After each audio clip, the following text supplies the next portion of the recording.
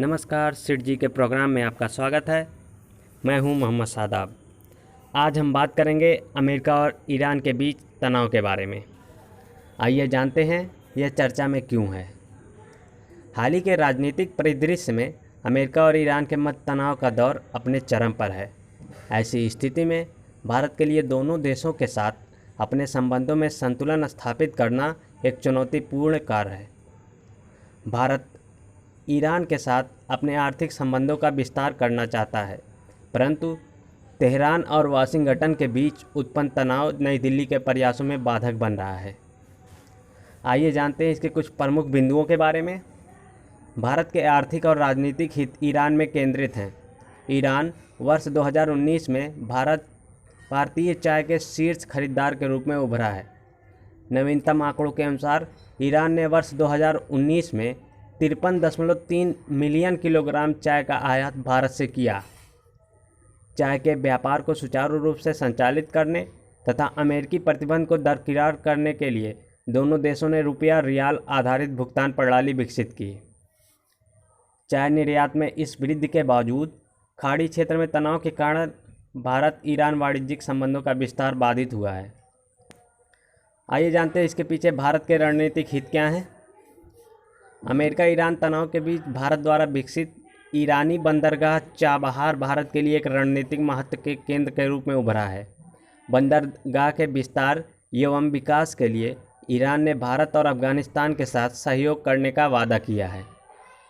साथ ही साथ ओमान की खाड़ी पर स्थित चाबहार बंदर इस क्षेत्र में बढ़ते भू राजनीतिक तनाव में एक फ्लैश पॉइंट बन गया है, क्योंकि यहाँ से निकलने वाले जहाज़ों को स्ट्रेट ऑफ हॉर्मुज से गुजरना नहीं पड़ता।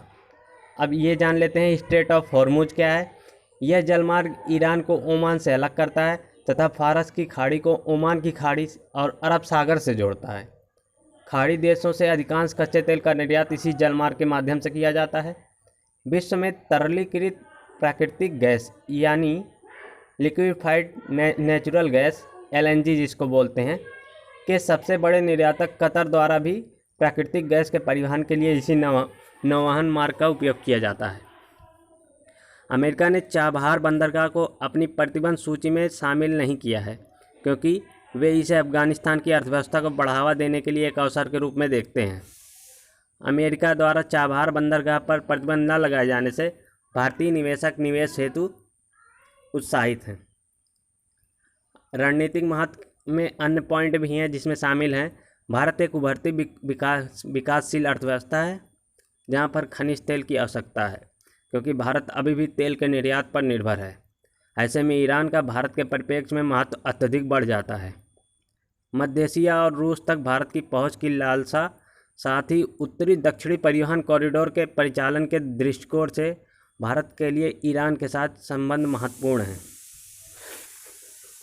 अब यही जान लेते हैं खाड़ी संकट का प्रभाव किस तरह से पड़ेगा। ईरान और अमेरिका के बीच संघर्ष के दूरगामी परिणाम हो सकते हैं। स्ट्रेट ऑफ हॉर्मुज कच्चे तेल की वैश्विक आपूर्ति के लिए विशेष रूप से महत्वपूर्ण है। स्ट्रेट ऑफ हॉर्मुज से वैश्विक रूप से तेल का 1/4 और प्राकृतिक गैस के 1/3 हिस्से का परिवहन किया जाता है। भारत अपने 65% तेल का आयात इस नौवहन मार्ग से करता है। अगर सैन्य तनाव के कारण इस यातायात को बाधित किया गया तो तेल की वैश्विक कीमत पर इसका गंभीर प्रभाव पड़ेगा। साथ ही साथ खाड़ी क्षेत्र में बढ़ता तनाव क्षेत्रीय सुरक्षा के लिहाज से खतरनाक तो है ही, ऊर्जा क्षेत्र सुरक्षा को भी गंभीर नुकसान पहुंचा सकता है। कच्चे तेल की कीमत में तेजी से भारत के बजट और चालू खाता घाटे पर नकारात्मक असर पड़ेगा। खाड़ी में किसी भी प्रकार के संघर्ष से लगभग 8 मिलियन भारतीयों पर प्रभाव पड़ेगा, जो इस क्षेत्र से रोजगार पा रहे हैं और यहाँ निवास करते हैं। यहाँ किसी भी प्रकार के संघर्ष की स्थिति में उन्हें अपना रोजगार और निवास स्थान छोड़ना पड़ेगा, जिसके कारण भारत को प्रेषण के रूप में प्राप्त होने वाले लगभग $40 बिलियन का नुकसान होगा। खाड़ी में किसी भी प्रकार का संकट अफगानिस्तान में स्थिति को बदतर बना सकता है और मध्य पूर्व में शांति प्रक्रिया को ठप कर सकता है। अफगानिस्तान की स्थिरता भारत की सुरक्षा के लिए काफ़ी मायने रखती है। आइए यही जान लेते हैं भारत, सऊदी अरब और ईरान का आपसी किस तरह से संबंध है या किस तरह से लिंक है जिसमें भारत एक महत्वपूर्ण भूमिका निभा सकता है। तत्कालिक रूप से भारत के संबंध तेहरान के अलावा सऊदी अरब से भी समान रूप से उपयोगी हैं। संयुक्त अरब अमीरात भारत का तीसरा सबसे बड़ा व्यापारिक सहयोग और एक प्रमुख निवेशक भी है। सरकार को सऊदी और संयुक्त अरब अमीरात से संप्रभु धनकोष और विप्रेषित धन प्राप्त होता है, जिसका उपयोग भारत में बुनियादी ढांचा निर्माण में किया जाता है।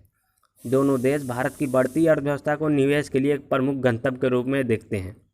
दूसरी ओर ईरान को पश्चिम एशिया में भारत की क्षेत्रीय नीति के 3 स्तंभों में से एक माना जाता है, क्योंकि यह भारत के लिए विशाल तेल और गैस संसाधन के साथ भू राजनीतिक महत्व रखता है। साथ ही साथ ईरान भारत को एक वैकल्पिक मार्ग प्रदान करता है, जिसके माध्यम से भारत पाकिस्तान द्वारा अवरुद्ध अपनी यूरेशियाई महत्वाकांक्षाओं को पूरा कर सकता है। आइए जानते हैं आगे की राह क्या हो सकती है भारत के लिए। भारत को क्षेत्रीय संघर्ष से खुद को दूर रखते हुए इसे दोनों देशों के मध्य का आपसी मामले के आधार पर आपसी समाधान का आह्वान करना चाहिए। इसके अतिरिक्त वाणिज्यिक और आर्थिक संबंधों पर मुख्य ध्यान केंद्रित करते हुए इन क्षेत्रों में भारतीय प्रवासियों के हित का भी ध्यान रखना चाहिए तथा ईरान की संप्रभुता का सम्मान करना चाहिए। Thank you so much.